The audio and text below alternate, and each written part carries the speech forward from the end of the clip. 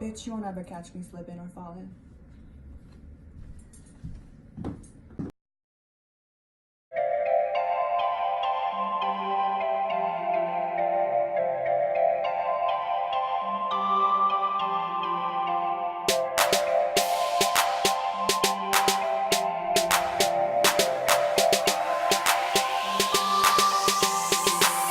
Welcome to my channel, Mother Suckers. Hey, in today's video, we will be discussing Nikita Dragun's. Now, I want to start by defining cultural appropriation. Is it cultural appropriation on the interweb? It will say at times also phrased cultural misappropriation is the adoption of elements of one culture by members of another culture. This can be controversial. Okay, when members of a dominant culture appropriate from disadvantaged minority cultures. So I just wanted to start off with that for the people in the back. For the white people in the back that like to speak for black people in the front. I just had to put that out there.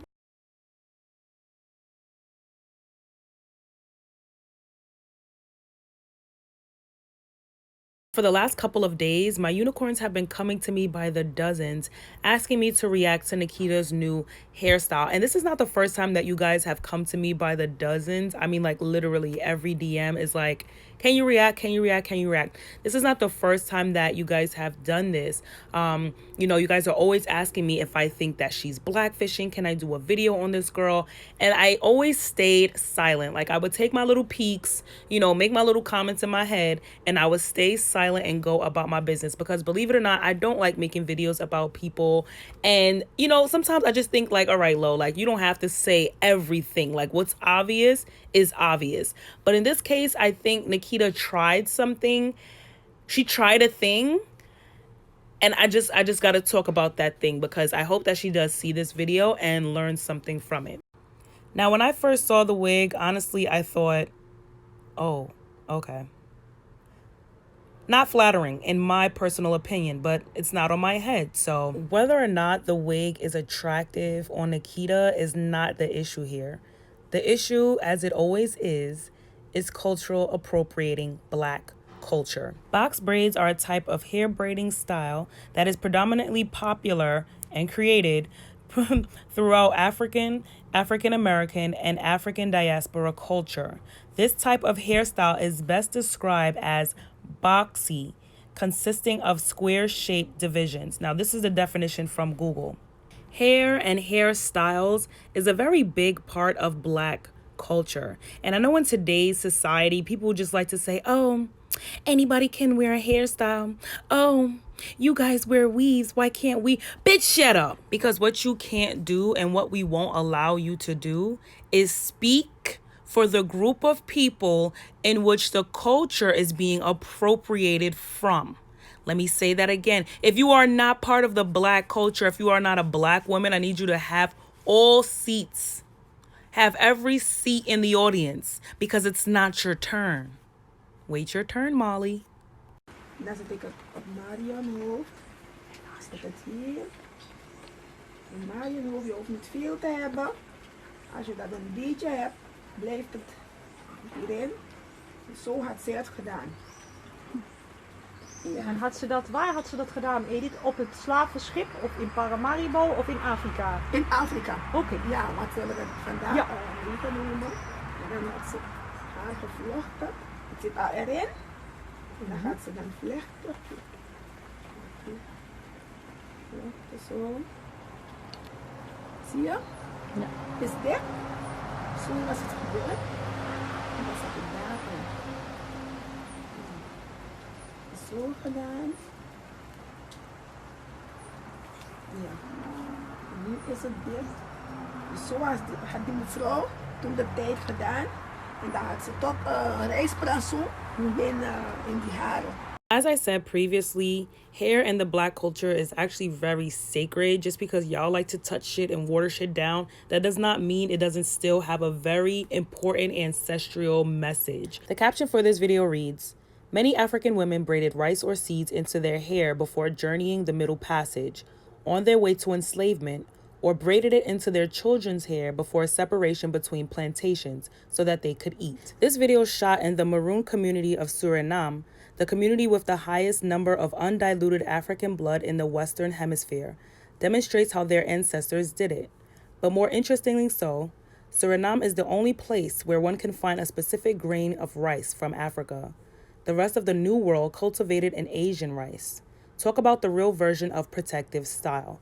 And this video is by Tinde van Andel. So yes, it's easy to say it's just a hairstyle when your ancestors ain't have to go through half the shit that our ancestors went through. And how about let's even talk about today, right? Because y'all like to say, oh, that's the past, that's the past, that's the past. Well, bitch, let me recognize my past for a second. But let's go ahead and fast forward to the present.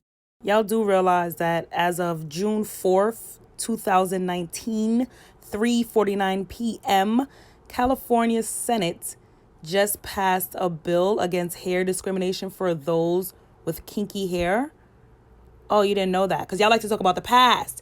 Let's talk about the present. Employers may not be allowed to discriminate against those with braids, dreadlocks, kinky hair, which means, okay, before June 4th, 2019, employers discriminated against those with braids, dreadlocks, and kinky hair. Black children in schools all over the world are protesting to wear their natural hair. In 2019, present day. Okay. Now, although Nikita took the time to explain to her followers what cultural appropriation is, she was in fact culturally appropriating, which is an act of cognitive dissonance, something that is very prevalent in our generation. You know, I've been guilty of that as well. But it's very prevalent in our generation in which we're inconsistent. Like, it's very inconsistent. You know, if you're going to talk about cultural appropriation, you shouldn't be cultural appropriating simultaneously. Her caption reads, I would just like to take this moment to show my love and appreciation for all the gorgeous Black women in my life and also to those that follow me. I was inspired to do this box braid wig because I find it so beautiful. Too often, there's a double standard when another person takes inspiration from Black culture. Suddenly, it's a new trend or it's renamed to be something else. Hearing stories of Black women being sent home from school or work because of their braids is beyond disheartening. I will always use my platform to spread awareness and equality for all, but especially for women. And that's on period, love. Now, in my little personal opinion, honey, I think that caption came because she wanted us to excuse her for wearing box braids. I'm sorry, Miss Nikita. I don't care how cute you are still cultural appropriating, honey. So she tweeted, my mom is Native American. I actually showed my full DNA ancestry in a YouTube video a year ago, love. I'm a mixed kid of many races. I might not be enough to you, but it's a part of who I am. Girl, what the hell does you being 31% Native American have to do with you culture appropriating Black culture? Like, what? Now, as she mentioned, when a Black woman does something, you know, when we exert ourselves creatively, when we just be in our goddamn selves, a lot of times what we do is considered ghetto, it's considered weird, it's considered unprofessional. But then when someone from a different culture does it, it's spicy, it's cute, it's lit, it's, oh, look what this person created. They created a bonnet. I'm sure many of you guys have seen Amber Wagner's videos. She is hilarious and she is authentically herself. So she does this segment where she talks with her nails. And when I went on Nikita's page, she was kind of like doing the same thing. I'm just like, wait a minute. So you trying to steal the braids and the... Oh, God, girl. What's the deal, y'all? Happy Motivational Monday. And guess what? We made it to a new week. But not only that, we made it to the last week of August, meaning it's only 4 more months left in this year. You feel me? And I heard that you feel like giving up. I heard that you've been feeling a little down. You hear me? Because you're over there watching them. You see them striving and you like, damn, why I can't get there? But you're trying to base your first attempt on their 10th try. You get me? That's why they got it. They worked for it. They didn't give up. They had that persistence, the discipline, the courage, the changes. They took that risk. They took that jump because it was their passion to get right where they are. So yes, they had to go through the rejections, the no's, the fuck no's, the try again, the stop it's. But they never once gave up. That is why they're right there. So you think they just got it? It was just free? They just boop, picked the bag up? No. You have to work for that shit. Posted a brand new photo on my Instagram. If you're from the Dragon Story family, let's comment this secret emoji. I never do this with my left hand, but currently I'm holding my boobs in my right hand. Here's the secret emoji. Come say hi, and please read my caption. It's very important. Now, that's just the vibes that I got, honey, but I know a lot of y'all like to say that I'm reaching. And I keep telling y'all, I'm a very tall unicorn, okay? I don't have to reach. She's tall. She's a stallion, okay? Now, I want to get into the comments really quickly because I noticed a lot of people that were enabling Nikita's cultural appropriation, basically saying, oh, it's appreciation, when it was, in fact, both. And unfortunately, when you're appropriating while you're appreciating, that basically diminishes the appreciation, in my opinion. But I do notice that the people in her comment section going hard saying, oh, it's appreciation, they're white people.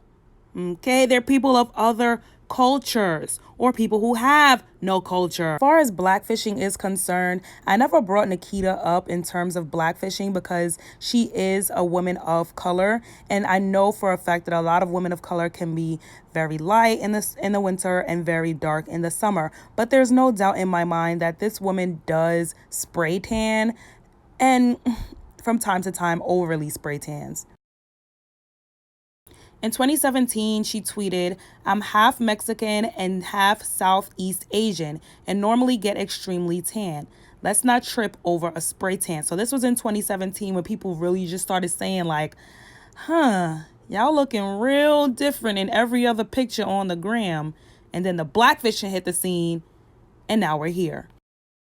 Now, I do want to address the wigs, the weaves comment that people always say, oh, well, no one says anything when y'all wear wigs and weaves. Bitch, y'all bet not say nothing. You can't say nothing because they made us hate ourselves and love their wealth. That's why shorties holler where the ball is at. Y'all like that, right? Y'all like that. But whether you like it or not, whether you agree with it or not, wigs and weaves are also a part of Black culture. We took oppression and we made that shit pop like we do with everything else. Like, I don't understand. Like, do y'all not know the history of black hair? Black hair and oppression in this country specifically? Like, y'all don't know? We take oppression and make it pop. Y'all take it and make it drop.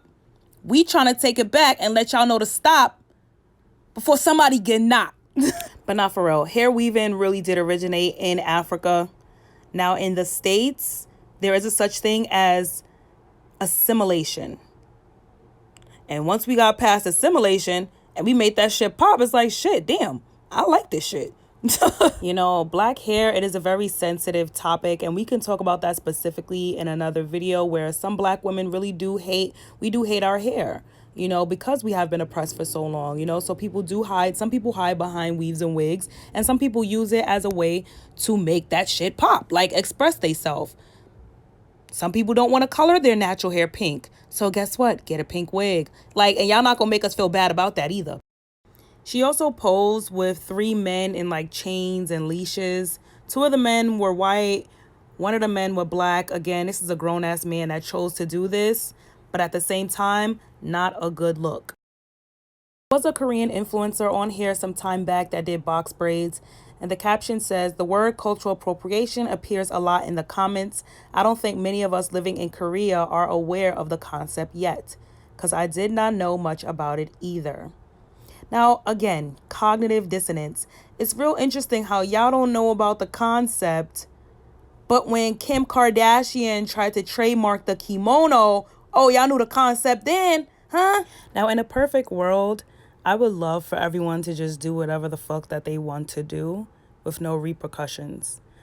But as people that are quote unquote at the bottom of the totem pole and the shit runs downhill, it's just so hard to let y'all just rock with anything. You know what I mean? Like, nobody wants to hate on y'all. Nobody wants to come for y'all when y'all express yourselves creatively. But when you're at the bottom looking up, it looks like a long way down. But I've been on here for about 14 minutes. I think I made my point very clear. Y'all let me know what y'all think in the comment section. Is it still cultural appropriating if someone says, hey, I realize that this is what's going on in this culture. However, I like it, so I'm going to rock it. Is it appropriation? Is it appreciation? Is it both? Is it okay? Y'all let me know down in the comment section, and I'll see you at the next one. Bye.